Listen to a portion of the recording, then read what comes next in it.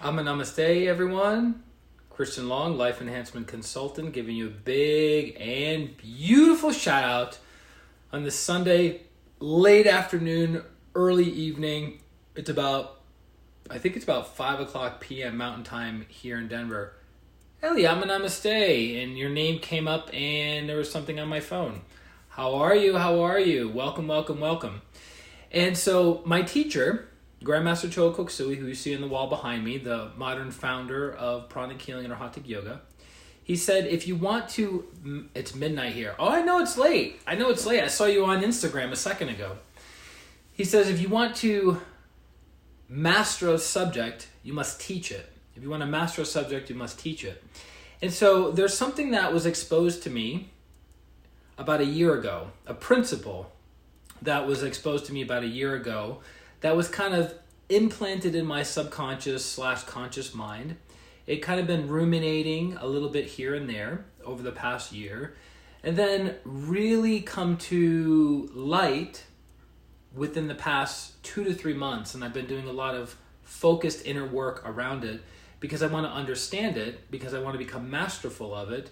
And another way of adding to that level of mastery is by sharing/teaching it to you guys. Now, not an expert in this, believe me, I'm not an expert in this, but I am uncovering a lot of pockets of understanding very quickly that hopefully will benefit and improve the quality of your life.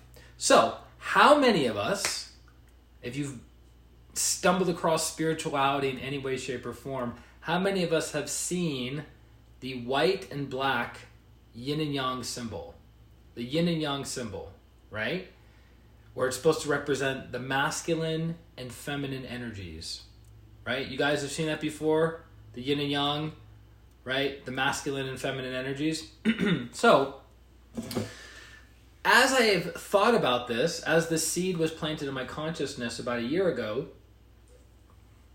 and it grew, germinated from my subconscious into my conscious mind, I've been looking at it more and more that a lot of our world is about being yang. It's about being dynamic. It's about giving. It's about expending energy, right? And what is yin and yang teaching us? The masculine, the feminine, the giving and the receiving. And you cannot have one without the other. And as Grandmaster Choa Koksui says, if you break the cycle of, it's both ways, if you break the cycle of giving and receiving, you have chaos. So let's break it down so it's super, super simple, so you can understand it from an energetic perspective. So when you take level 1 pranic healing, which is the system that Grandmaster Choa Koksui developed many, many years ago to help people heal themselves and their lives and their family and their family's lives, Paige, Namaste, through energy healing. One of the first principles that you're taught in pranic healing is how to receive energy and how to give energy. So, with this hand, the left hand, we receive, right? So if you look at it energetically, when someone opens up their hand to receive, energy comes down into their system, right? This is called the Egyptian pose. The left hand is open, the right hand is extended. The left hand is receiving, the right hand is giving. The right hand is projecting energy or projecting prana, right? That's pretty much how every energy healing modality works. You're receiving with one hand, you're giving with the other hand. Now the interesting thing is it doesn't matter if you're left-handed or right-handed, the principle still applies to both people equally, whether you're left or right-handed, right? So the left hand is always going to be the receiving hand, and the right hand is always going to be the projecting hand, okay? In the sense of this. Now, why is this important? Why does this matter? How is this connected to the principle of yin and yang? Because if you were to hold out your hand and receive, but you closed your hand to give, what would eventually happen? Would you keep receiving, or would the ability to receive go down? It would go down, right? Now, let's reverse it. Let's say you don't want to receive and you only want to give, is your capacity to give going to go down eventually? Yes. Is there a reason why receiving hand is on the left and right hand? It's mostly connected to the energy channels. The right side of the body is the yang side, the giving side. The yin side is the left side of the body, the receiving. Lisa, namaste. So you guys understanding this concept that if you break the cycle of giving and receiving, something is going to happen to the other side to open it up for you to either give or to receive more. So as an example, let's say you're a person who gives all the time. You give. You give your spiritual blessings. You give your mental knowledge. You give your emotional energy. You give your money and your resources. You're always giving. But you're not receiving because you don't think you're good enough. You don't think you're worthy enough. You don't think you are capable enough. You don't think whatever. You have an inability to receive. So what's going to happen? Your ability to give is going to start shutting down. Your body will get sick. And then guess what? In the process of your finances getting sick, your body getting sick, relationships getting sick, right? What's going to happen is you're going to have to go from giving. This part of you is going to have to open up to receive. Interesting, right? Now, likewise, if we spin it, and let's say you're a person who never gives, you're super, what's the word I'm looking for? You're very frugal and withholding in every area. You're withholding spiritually, you're withholding mentally, you're withholding emotionally, you're withholding physically, you're withholding financially. You withhold, right?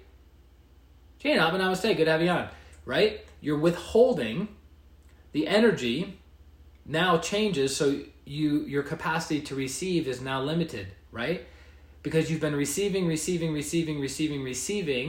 but you're not giving, and you can't break the cycle. Because when you break the cycle, you have chaos. So what's going to happen? You are going to be put into a situation that's going to force you to give. Right? You're going to get, dream out, namaste, you're going to get an unknown tax bill, an unknown credit card thing. You're going to have some problem with your car. You're going to have some problem with your relationship. Something is going to happen in your life to force you to stop receiving for a minute and give, right? So this is the yin and the yang. This is the law of cycle and law of change. So what do? We keep our left hand open. We keep our receiving hand open. We keep the yin aspect of our lives open. And then we give openly. So we receive openly. Ted, namaste, good to have you on. We receive openly and we give openly. Now, you guys are seeing it from an energetic perspective. But, when we do healing, right? The Egyptian pose. So prana comes in, prana goes out. Prana comes in, prana goes out. This is the Egyptian pose. But this yin and yang aspect happens in every single area of our lives, right? So when we're awake, we're being yang in general. Then what happens? To balance it out, we go to sleep. We receive. So it's actually quite fascinating. This is what I've been looking at in my own life over the past 2 to 3 months, and I've been doing a lot of inner work around this aspect, so you have the yin aspect, which is the form, which is the thing that receives, right? Then you have the yang aspect, which is the energy, which gives, right? So how many of us spend most of our day, week, month, quarter, and year giving out, but very few of us are receiving? Right? Very few of us are receiving. So that's something to consider. That's something to acknowledge and recognize, that a big reason of why we get involved in relationships with people is because there is an imbalance of the yin and the yang aspect within ourselves.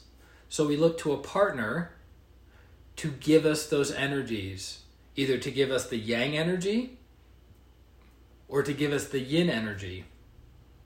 It's really fascinating when you think about it. As I understand it, there is a dysfunction of the yang aspect within many of us, and there is a lack of yin aspect within many of us. The lack of the yin aspect means we have an inability to receive. So when somebody gives you a compliment, hey, you have beautiful hair, you have beautiful eyes, I love what you're wearing, you have a beautiful house, you have a nice car, you have a beautiful body, any kind of compliment, there's a tendency to push that compliment away.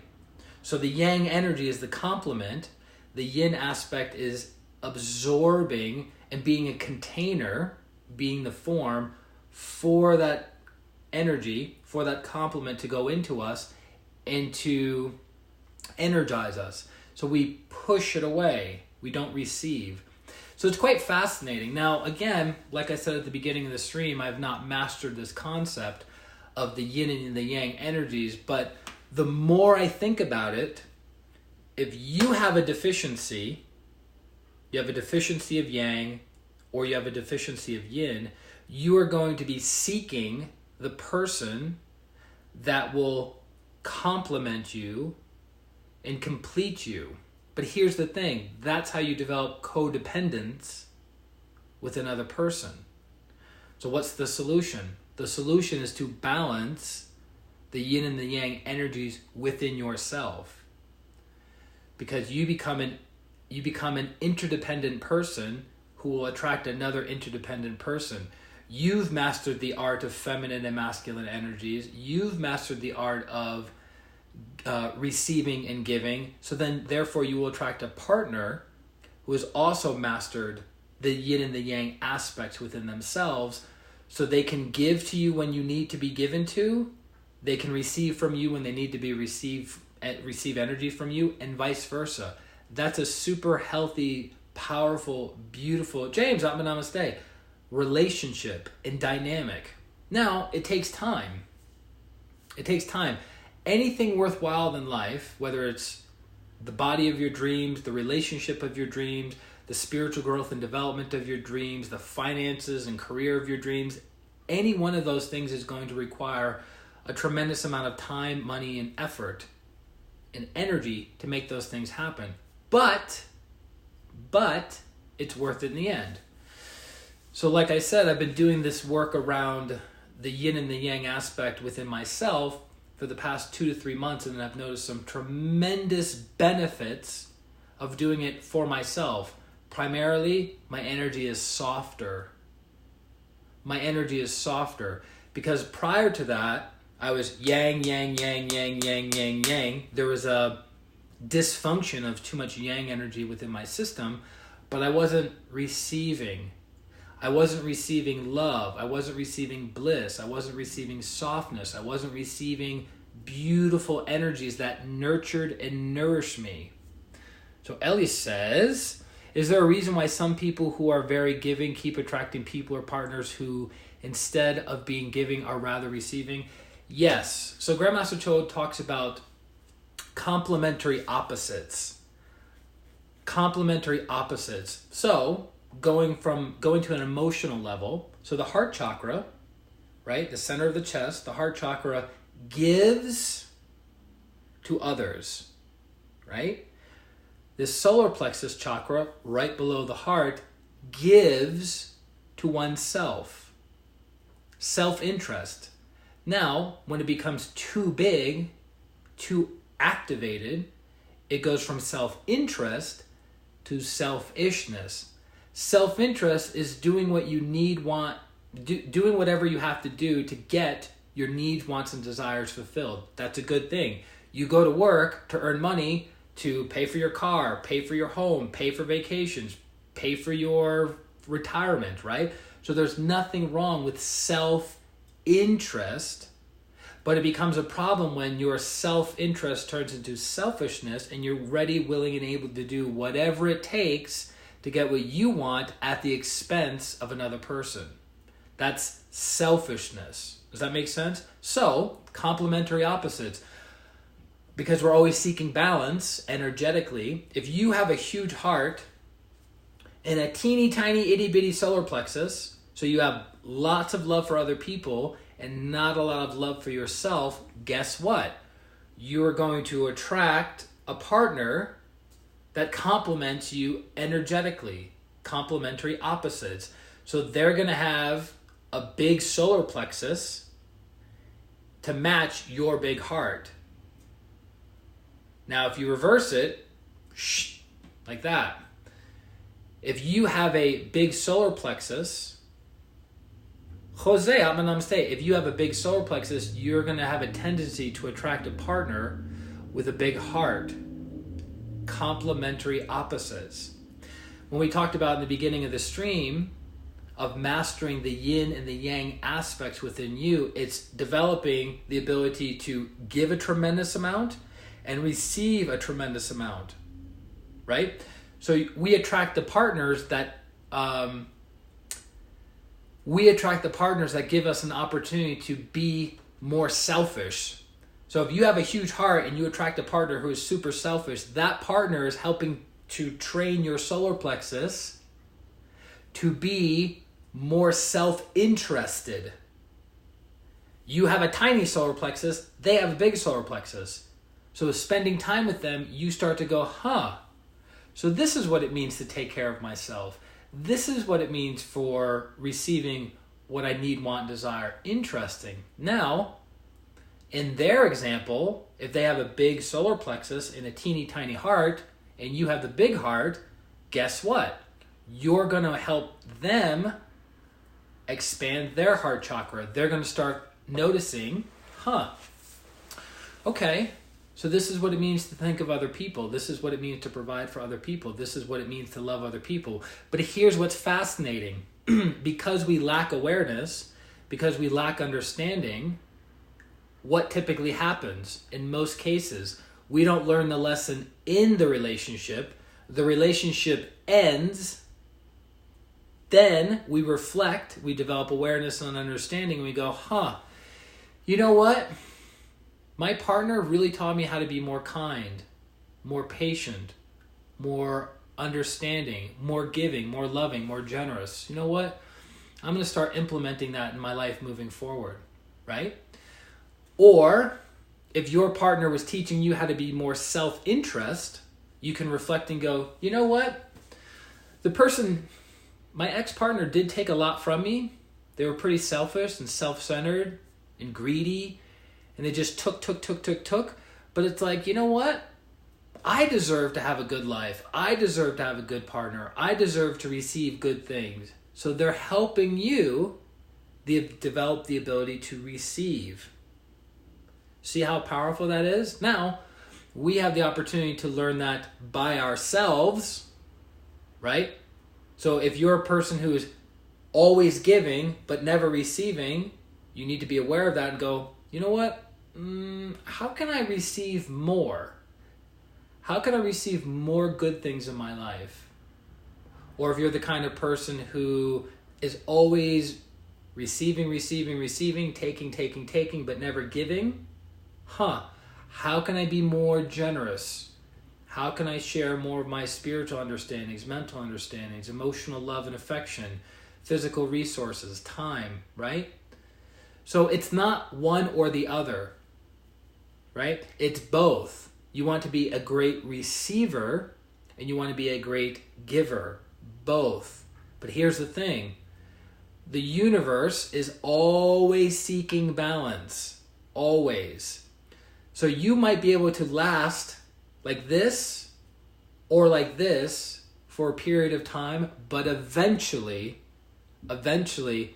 something is going to snap within the cycle of giving and receiving, right? Ellie, you're very welcome. So does that make sense to you guys? Again, I have not mastered this. I have been practicing it diligently and I've noticed a tremendous benefit in the act of yin. Most of us lack yin. I'll say that again. Most of us lack yin. We are so focused on action, giving, working. But we're not good at is receiving. Being still, being aware, receiving love, receiving higher intuition, receiving mental clarity, receiving physical health, receiving. But again, I'm talking to the people who are not good at receiving. Do you get what I'm saying? I'm talking to the people who are not good at receiving. Some of you are excellent receivers. You're like, bring it on. All day, day. I'll take. How much you got? Those are the people that need to apply a different lesson.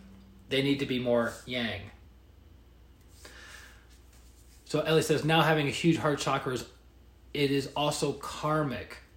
What do you mean by also karmic? Most everything is karmic. Every time you give, your heart expands. Every time you give, more light awakens in your heart.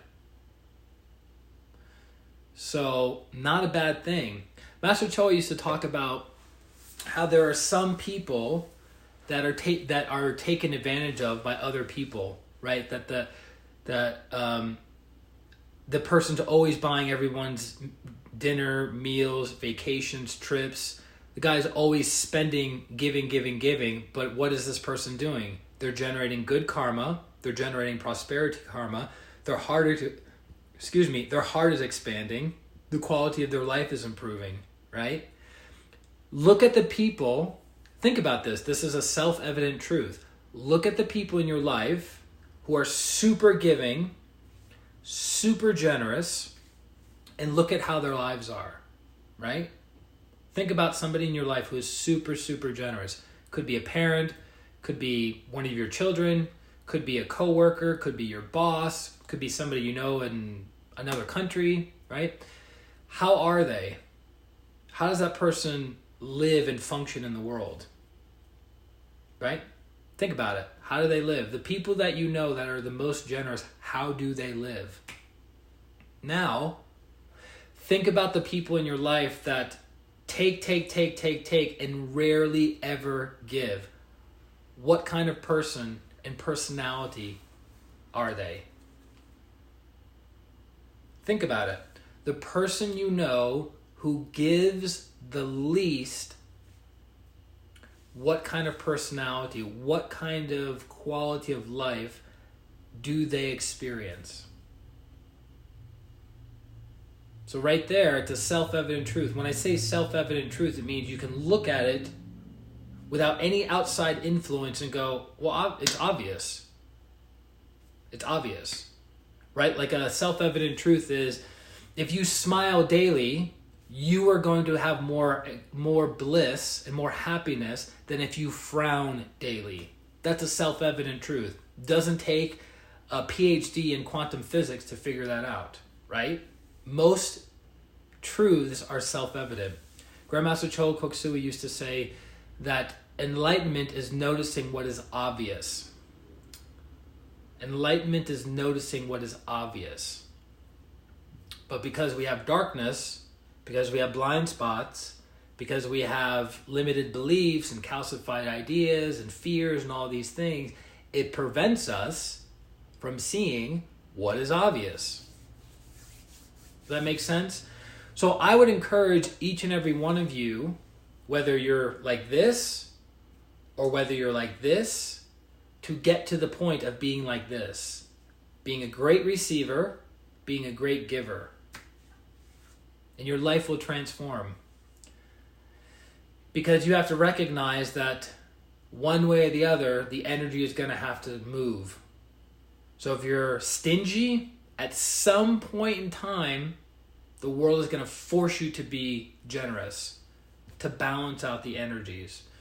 If you're a super giving person, but you never receive good things in your life, then the world will organize itself to force you to receive and to stop giving temporarily. These are all temporary things. But so far the ride has been fascinating, and I'm looking forward to the next 6 months of practicing this. Within pranic healing and or Hatha yoga, we have certain prescribed time periods for how long we work on something. Could be a week, could be a month, could be 3 months. But in general, it's about 3 months or less that we work on something specific. And then we move on to another virtue, another quality, another thing that needs to be healed within ourselves. Because if you spend so much time on one thing, like you take one virtue and you spend an entire year on it, there's a tendency for an imbalance to be in your system, right? So it's a good rule of thumb to take something, work on it for 3 months, dissect it, understand it, look at it from different viewpoints, from different facets, and then move on after 3 months and go, okay, I feel like I have a good grasp on that. So I still have a couple more months, and I want to look at different facets of the yin aspect within myself, the yang aspect within myself. But I have to say, since removing blockages around the yin aspect within me, Kate, Atma Namaste, since removing the blockages to the yin aspect within me, my ability to receive good things has never been greater. I've always had beautiful experiences in meditation, but now my experiences are overflowing to not just my meditation, not just throughout the day, but also in my interactions with other people. I can feel this softness, this sweetness, this tenderness, this patience, this loving energy of holding space for the other person. Now, obviously, I do this all the time with my clients because I'm a professional energy healer, right? It would make sense that I've developed the ability to, for that hour with my client, hold space for them, be still, be receptive, and offer the best counsel that I know how to, and then do the healing protocol. But to be able to hold this space for myself and throughout the day and interacting with everybody, it's been really a game changer for me. And it's opened my eyes up to a lot of things. But that's what the spiritual path is about. That's what becoming a better person, a better soul is about, right? The world, how can I say this? Okay, so have you ever heard the quote that life is not about seeing new vistas, but about seeing it with new eyes? So what that means is, and this has been my experience, this may not be your experience, but there's a lot of beautiful things in the physical world, right? There's a lot of cities and countries to visit. There's a lot of great restaurants. There's theme parks. There's all of these things that we can go and experience in the physical world, that we can become stimulated by, that we can learn from, that we can extract, a beautiful experience from. But you know what? The physical world is limited. You eat at one restaurant, you have a certain level of experiences. You go to another restaurant, and your level of experience is going to be about the same, right? The gap isn't going to be that big. You know where the gap gets infinitely bigger and infinitely more entertaining and infinitely more expansive? The inner world. So when you close your eyes and you do certain practices, hopefully you're taught by a qualified teacher, and you do certain practices, you begin to realize that there is no limit to where you can go in the inner world and what virtues you can develop to what degree. Meaning, you go to a restaurant, you eat, it tastes good, it feels fulfilling, but there's a certain cap, there's a certain ceiling on how much you can eat and how tasty the food is, right? There's a cap, there's a limit, because it's dealing with the senses, the 5 senses, and they have their limits, right? Jillian, Atma Namaste. But what about love? What about compassion? What about insight and understanding? What about generosity?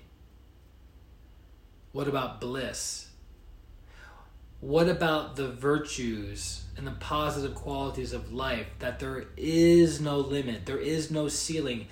Just when you think, I'm as compassionate as I will ever be, there's another level, and then a level beyond that, and a level beyond that. So that's why it's great to travel, it's great to go to nice restaurants, it's great to drive nice cars and live in nice houses. It's all great, but you become accustomed to it and you get used to it. You're just like, yeah, 5 years ago I could have never imagined living like this, and now I live like this every day. Cool. But the inner world is always expanding, always expanding, always expanding, always expanding. And you don't need to buy anything. You don't need to go anywhere. You don't need to do anything. You just close your eyes, be still, and let yourself expand. So Ellie says, once we understand how to get into the inner world, we understand how limited the physical world is. Absolutely. 100%. And here's a mind blower for each and every one of you, that the physical world, everything in this apartment came from the inner world, came from the unmanifested. What would it look like if you were able to train your consciousness to spend more time in the unmanifested? What could you experience? What could you train yourself to experience? What could you bring back with you to materialize, to give, to share, to add value to others? Right? You have to have the yin aspect to receive the unlimited blessings in the inner world, and then you can share and give those blessings to other people. And as you give, what happens? You receive more. As you give more love, you receive more love. As you give more knowledge or wisdom, you receive more knowledge and wisdom. Cool, right? It's quite fascinating. So what we're talking about is not theory. What we're talking about is not pie in the sky, right? Pie in the sky ideas or concepts. They are as real as my hand is, as this chair is, as my meditation cushion is.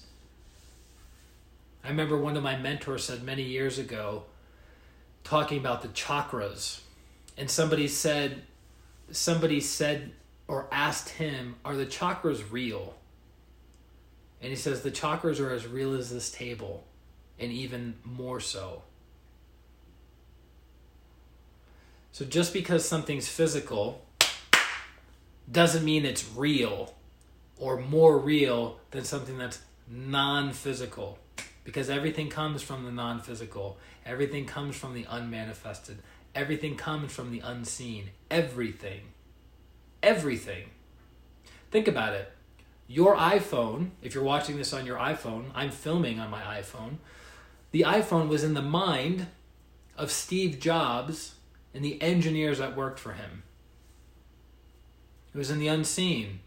It was an inspiration that he had from his higher soul, came down, and then he had to drop and step down the energy so it could be understood and then explained to other people to make the product.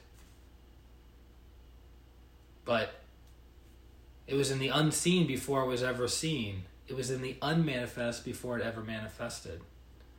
So your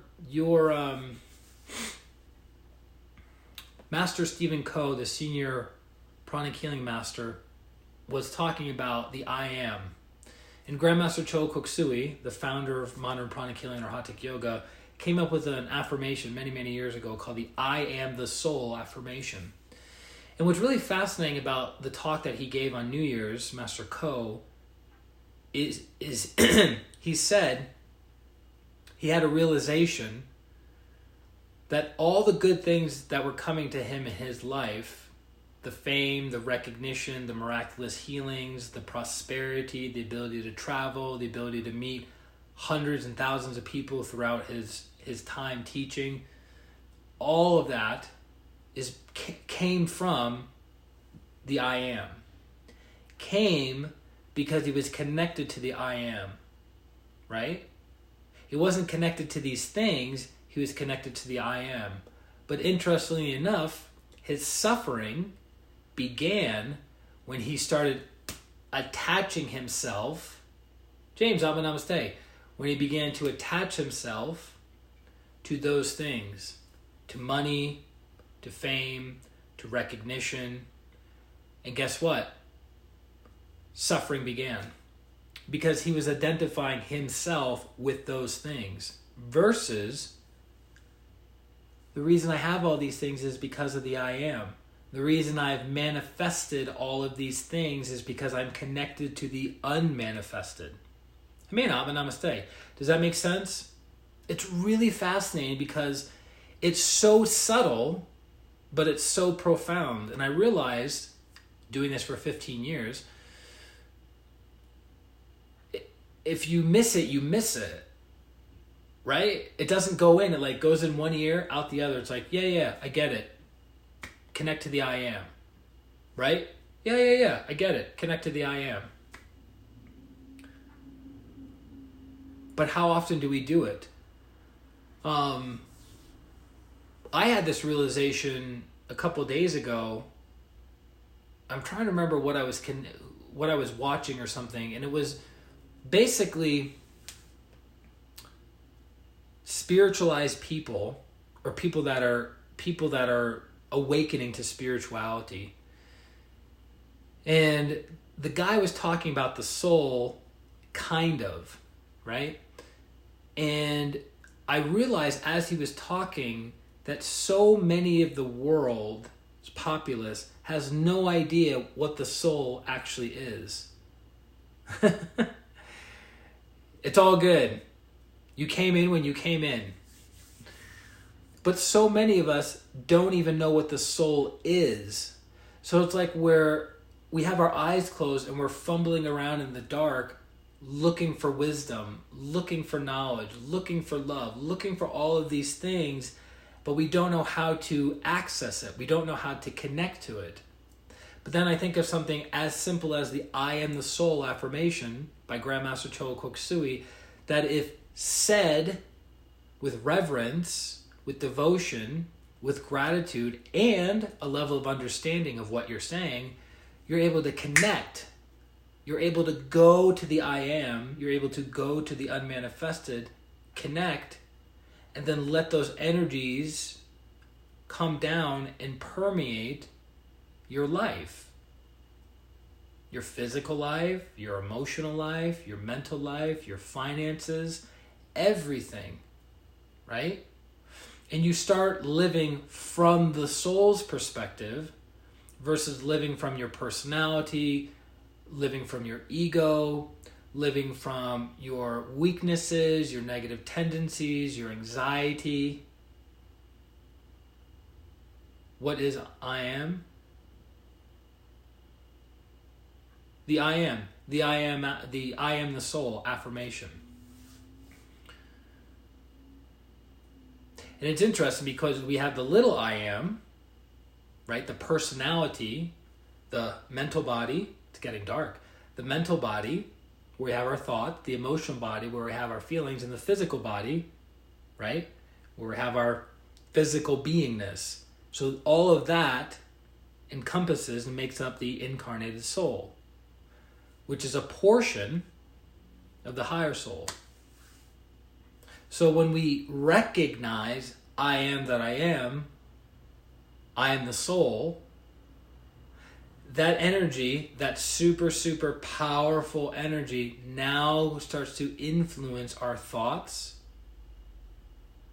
our words, our feelings, and our actions. So you can look at it from the perspective of Lord Jesus when he said, "My thoughts are not your thoughts." Because Lord Jesus is thinking from his I am.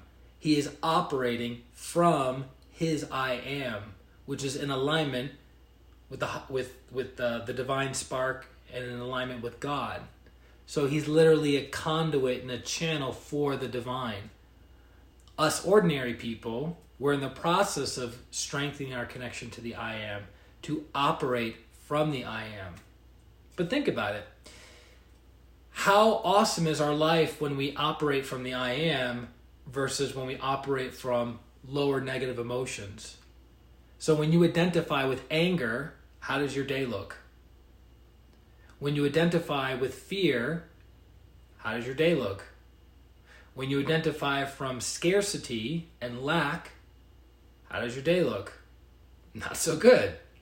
But if you identify with the I Am, which is the alignment of the divine within you, your light, love, and power, intelligence, love, and will, when you operate from that and know that you are that, you can move mountains. You're like, oh, that anger, that's not me. I am that I am. That sadness, not me. I am that I am. That confusion, that's not me. I am that I am. It's so powerful. I remember Master Ko was saying that certain yogis will be given one technique from their spiritual teacher, from their guru, and they are taught to practice that one technique for 20 years. And through that one technique, that disciple will become illuminated. That disciple will become enlightened. Pretty powerful, right? But in pranic healing and Arhatic yoga, Grandmaster Chola Koksui, in his infinite brilliance and his infinite compassion and generosity to his students, provided us with dozens and dozens and dozens of tools, right? People are always like, give me the more advanced tool. Are you practicing the tools that you've already been given? No? Go back to square one. Practice the tools that you've already been given.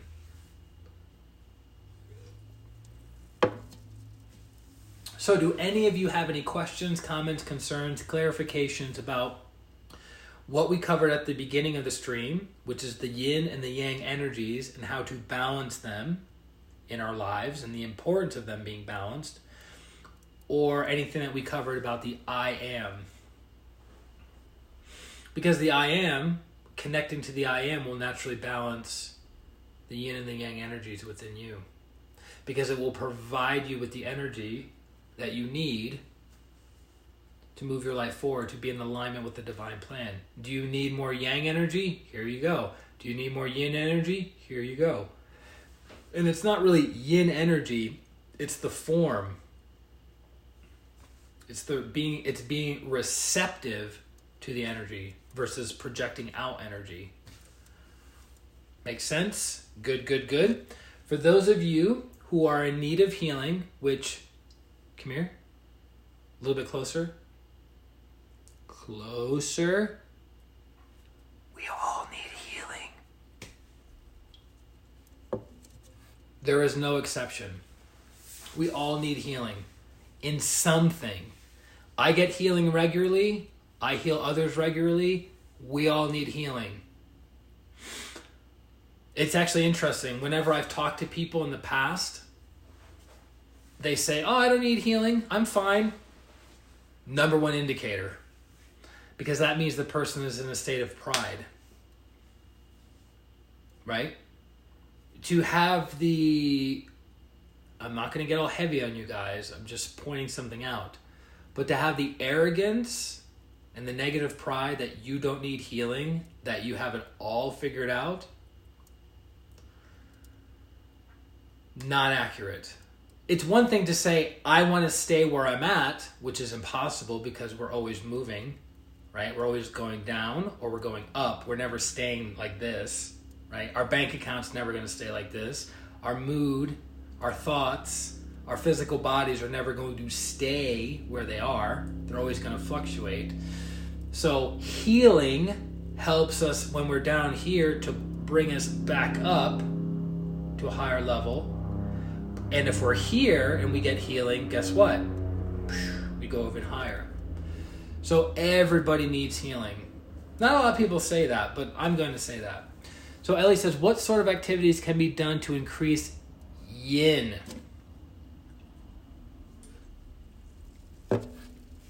Practicing receiving. I know that sounds simple, sounds kind of like a no-brainer, but it's practicing receiving. So when you get compliments,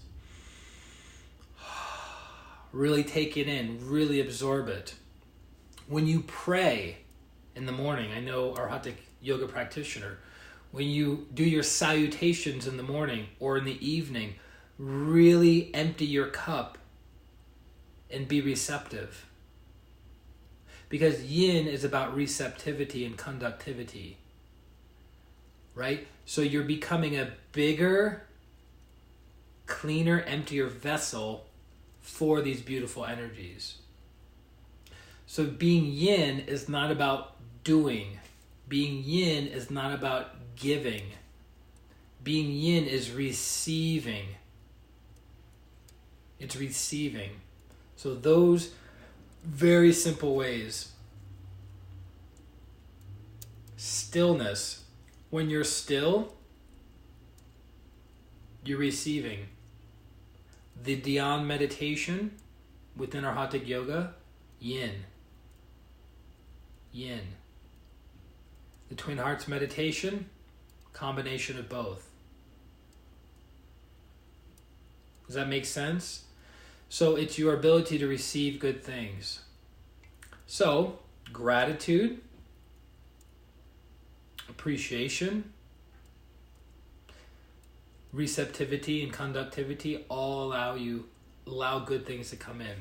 So as it was explained by one of the masters in pranic healing, when you practice ingratitude and criticism, it cancels and or pushes good things out of your aura. It cancels and or pushes good things out of your aura. So you want something, that thing that you want hasn't come yet, you start complaining, criticizing, and practicing ingratitude. What did you just do? You canceled it and or pushed it out of your aura. But here's the good news. When you practice gratitude, you not only bring it into you and into the physical manifestation of your life, but you bring it into you faster and magnified. So you can be grateful for the $10,000 that's coming into your life. And with more gratitude and more sincerity, it turns into $20,000, and instead of coming in 6 months, it comes in 3 months. So gratitude speeds up the process of materialization for the thing that you need, want, and desire in your life. It's really, really powerful. So watch yourself. When you start complaining, criticizing, judging, being ingrateful, Dean, Atma Namaste, you're pushing things out. You are not, I repeat, not being yin. You are not being yin. This is a lot of insights in an evening. Thank you. All credit to Master Choa. I asked, what should we talk about today? And this was the topic that came up. So I hope it helps. I hope it's enlightening. I hope it's usable in your day-to-day life. One of my specializations within this world is called practical spirituality. I love understanding high-level concept as best as my ability will allow me to, but at the end of the day, I want the practical. Knowing this thing, how can I apply it to my life today, not in 6 months or next lifetime? How can I take this now and apply it to improve the quality of my life? That's practical spirituality. We're not talking about, okay, take this mantra, chant this mantra 108 times every day for the next 12 months, and then something may happen at the end of 12 months. It's not really practical spirituality. But if we say, here's a mantra, chant it 7 times, be still, be aware, see what you notice. You're like, whoa, I chanted that mantra 7 times. I practiced stillness and awareness, and I left my body and I felt completely blissed out of my mind. Well, that's pretty good, right? Practical spirituality. By the way, spirituality, you might want to like tattoo this on your forehead. Spirituality is a way of life. Spirituality is not just meditating. Spirituality is a way of life. Can't emphasize that enough. So it's like, just so you guys are clear, when I get off the streams, when I end the stream on Facebook, I don't start fighting with the neighbors. I don't start kicking the dog down the street. I don't start, I don't know. Do you get what I'm saying? So you want to embody being a good person. Master Choa says that's one of the most important things is being a good person. That's spirituality, being a good person, having character building, having a degree of mastery over some of the virtues. You don't have to be perfect. No one's going to be perfect in this lifetime, right? We're not Lord Jesus, we're not Lord Buddha, we're not Lord Muhammad, we're not Master Choa. And even Master Choa said, even the teacher still makes mistakes. So if Master Choa's level, which is way, way, way, way up here, and he still makes mistakes, come on guys, how much more for us? So we got to be compassionate towards ourselves. Who kicks dogs? You'd be surprised. It's a big world out there. People do a lot of crazy things. Right? So Master Choa says that a pranic healing instructor cannot have any major character flaws. They don't have to be perfect, but they cannot have any major character flaws. So look at your life and go, hey, I'm good in these areas, not so good in these areas. One that I had to work on for a number of years was anger, which now that I have a better understanding of what's happening, I was like, oh, okay, so that's why I had all this anger. But but being angry is not a sign of development, right? Somebody who loses their temper and screams at somebody, that's not a sign of development, right? Like, wow, that guy really knows how to yell and put somebody down. That person must be highly developed, right? That's not the case. So if you realize one of your weaknesses is anger, work on it. Practice more forgiveness. If one of your weaknesses, you're constantly complaining and you're ungrateful about life, practice more silence.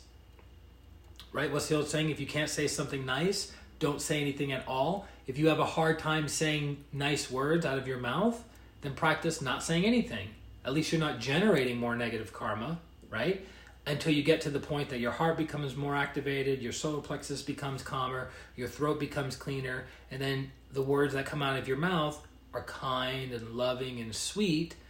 Master Choa says your words are to be used to bless, to heal, and to prosper.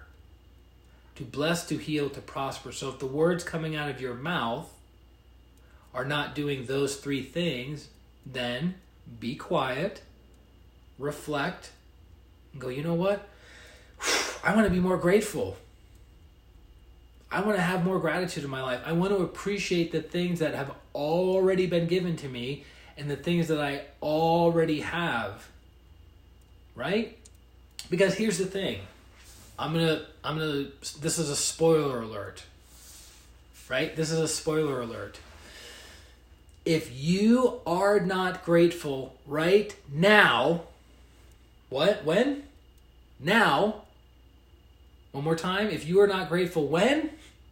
Right now, you're not going to be grateful in the future.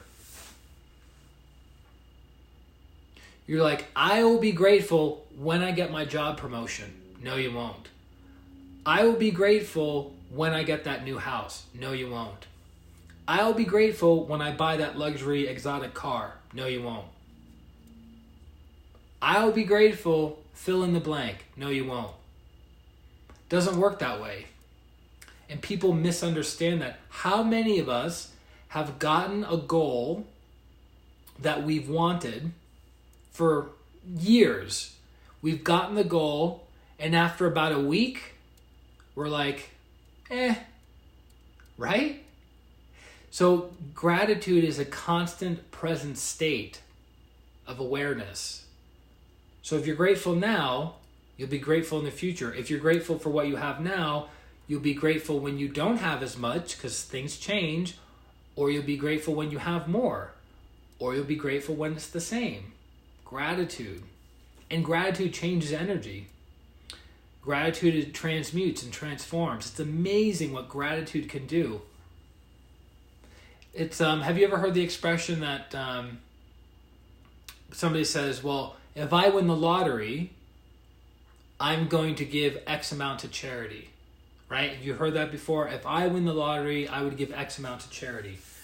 All you do is have to look at the person who gives now, and most likely, if they give nothing now, they're not going to give when they have much, much more. Because it's the tendency here that will go here, right? Do you guys understand? So whatever you are now will just follow you wherever you go. So if you're a good person where you live, I'm going to say, if you're a good person where you live, you'll be a good person when you move somewhere else. If you're generous with the amount of money you have now, you'll be generous with the amount of money you have in the future. If you're stingy with the amount of money you have now, you'll be stingy with the amount of money you have in the future. It just is what it is, right? It's a tendency that is built in your system. I can remember this past year, 2019, I was able to accomplish a spiritual goal that I had that had taken me 10 years to accomplish it. 10 years to accomplish it. You want to know something really interesting? I was grateful every moment up until those 10 years. I was grateful for my practice. So when I got there and I achieved my spiritual goal or a milestone for a spiritual goal of mine, I wasn't bonkers and out of my mind with gratitude because I was already practicing gratitude. I'm like, I'm so grateful for this level of my practice right now. I'm so grateful for the bliss, for the insights, for the inner power, for the clarity. I'm so grateful for all the beautiful benefits of my practice now. And then when I took the class, everything got magnified. And guess what? My gratitude became stronger. And I'm super grateful now.